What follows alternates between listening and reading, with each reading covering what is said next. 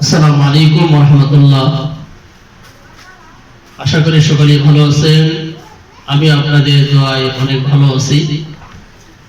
দেশ এবং বিদেশ থেকে যারা দেখতেছেন, দেশ এবং বিদেশ থেকে যারা আমার এই ভিডিও দেখতেছেন, আমার এক মুহিব্বিন প্রশ্ন করেছেন। প্রশ্ন: প্রচলিত মিলাদ ও কিয়াম জায়েজ আছে কিনা?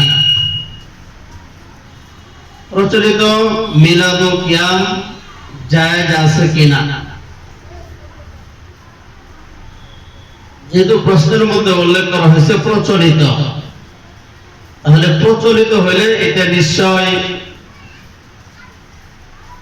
অতি অল্প সময়ের মধ্যে প্রচলিত। আর যে জিনিসটা প্রচলিত না, বোঝা গেল যে এটা অনেক আগে।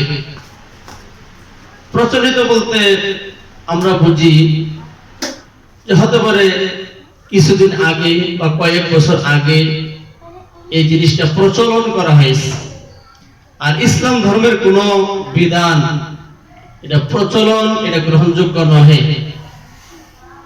আল্লাহর নবী সাল্লাল্লাহু আলাইহি ওয়াসাল্লামের মাধ্যমে এবং সাহাবায়ে কেরামদের মাধ্যমে যে বিষয়গুলো আলোকপাত করা হয়েছে, কোরআনের মধ্যে যে বিষয়গুলো আলোকপাত করা হয়েছে এবং হাদিসের মধ্যে যে বিষয়গুলো আলোকপাত করা হয়েছে এবং কিতাবের মধ্যে যে বিষয়গুলো লিপিবদ্ধ করা হয়েছে, সহিহ হাদিস দ্বারা প্রমাণ করা হয়েছে, সহিহ হাদিস দ্বারা প্রমাণ করা হয়েছে, এই বিষয়গুলি শরীয়তের মানদণ্ড হিসেবে বিবেচিত হবে।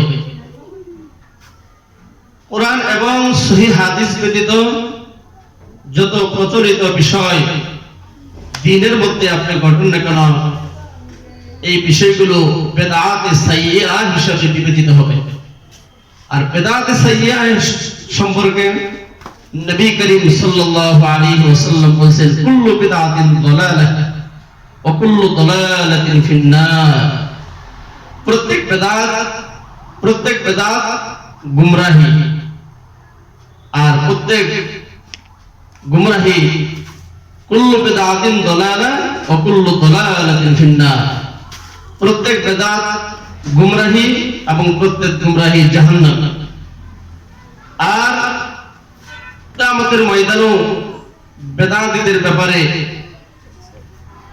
কিয়ামতের ময়দানেও বেদাতীদের ব্যাপারে হুঁশিয়ারি উচ্চারণ করা হয়েছে যে আল্লাহ রাসূল সাল্লাল্লাহু আলাইহি ওয়াসাল্লাম ওই বেদাতীদেরকে হাউজে কাউসারের পানি পান করাবেন না, তাদের জন্য শাফাআত করবেন না, সুপারিশ করবেন না, এবং তাদের জন্য জাহান্নামের ব্যবস্থা করা হয়েছে। তারা জাহান্নামের মধ্যে থাকবে। আর দুনিয়াতেও তারা যত আমল করেছে, দুনিয়াতেও তারা যত আমল করতেছে, একমাত্র বেদাত করার কারণে তাদের সমস্ত আমলগুলি নষ্ট হয়ে যাচ্ছে। তাদের সমস্ত আমলগুলি নষ্ট হয়ে যাচ্ছে, বরবাদ হয়ে যাচ্ছে একমাত্র বেদাত করার কারণে। আর কিয়ামতের ময়দানে আল্লাহ সুবহানাহু ওয়া তাআলা যে সমস্ত লোকদের সাথে সাক্ষাৎ করবেন না, দেখা দিবেন না, তাদের মধ্যে একজন হলো মুশরিক। যারা মুশরিক, এই মুশরিকদেরকে আল্লাহ তাআলা দিদার দিবেন না। দ্বিতীয় হলো যারা দুনিয়াতে যারা বেদাত করে, এই বেদাতীদের সাথে আল্লাহ তাআলা মুলাকাত করবেন না, সাক্ষাৎ করবেন না। এজন্যই সকল প্রকার বেদাত থেকে আমরা বেঁচে থাকবো, সকল প্রকার বেদাত আমরা পরিহার করব।